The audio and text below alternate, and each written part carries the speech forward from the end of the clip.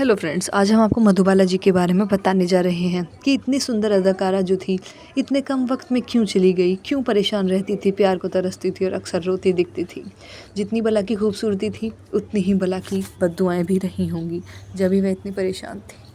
आइए बिना किसी देरी के मधुबाला जी के बारे में जानेंगे और आप चैनल को लाइक शेयर सब्सक्राइब कर लीजिएगा, वीडियो को पूरे अंत तक देखिएगा, खुशी खुशी रहिएगा। और आइए बिना किसी देरी के हम ये वीडियो शुरू करते हैं।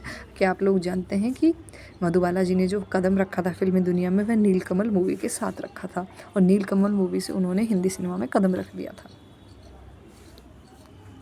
मधुबाला का जन्म 20 फरवरी 1933 को नई दिल्ली में हुआ था और वह बचपन से ही फिल्मी अभिनेत्री बनने का शौक़ रखती थी।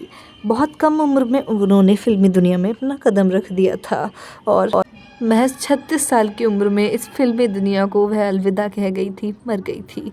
और इतनी कम उम्र में उनका देहांत हो गया था क्योंकि उनको एक दिल की बीमारी थी जिसकी वजह से वे ज़्यादा वक्त नहीं जी पाई थी।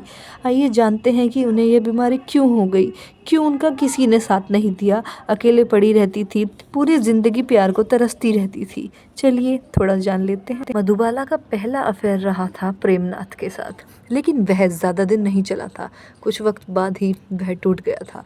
उसके बाद उनकी मूवी आई मुग़ल आज़म से शुरू हुआ उनका दूसरा अफेयर का सफ़र और उनकी ज़िंदगी में दाखिल हुए दिलीप कुमार जी।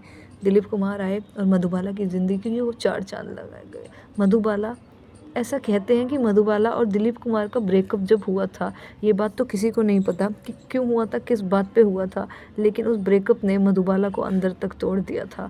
मधुबाला उसके बाद दोबारा कभी किसी पे प्यार नहीं कर पाई, किसी पे विश्वास नहीं कर पाई। उन्हें बहुत सी बीमारियों ने जकड़ लिया था और वह बीमारी कभी ठीक हो जाती थी, कभी वापस आ जाती थी। उनके फेफड़ों से लेकर दिल तक सब खराब हो चुका था।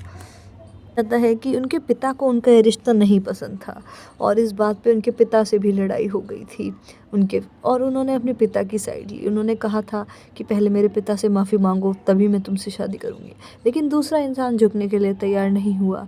उन्होंने उनके पिता से माफ़ी नहीं मांगी। इस कदर इस रिश्ते में खोट आ गया, खटास आ गई कि दोनों को ये रिश्ता तोड़ना पड़ा और इस रिश्ते को ख़त्म करना पड़ा।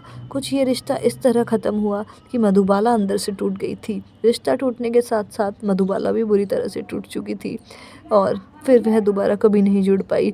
महज 36 साल की उम्र में दुनिया को अलविदा कहने वाली मधुबाला को देखकर कोई नहीं कह सकता था कि ये वही जिंदा दिल मधुबाला होंगी जिन्होंने एक से एक हिट फिल्में दी थी, जिनकी खूबसूरती का हर कोई कायल था और अब भी लोग उनके जैसा बनने की कोशिश करते हैं, उनकी खूबसूरती की नकल करने की कोशिश करते हैं।